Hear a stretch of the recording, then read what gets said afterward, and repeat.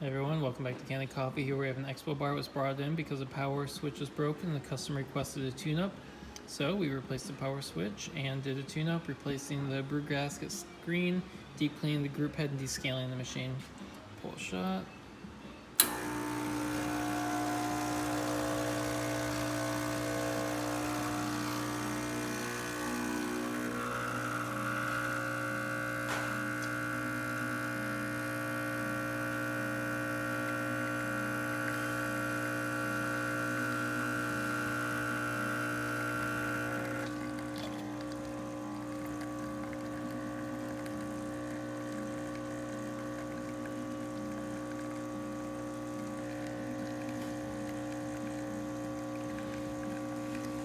We'll stop it at 1 ounce.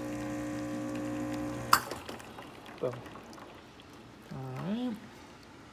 Guess we could do some steam too while we're at it. You can see the power switch lights on.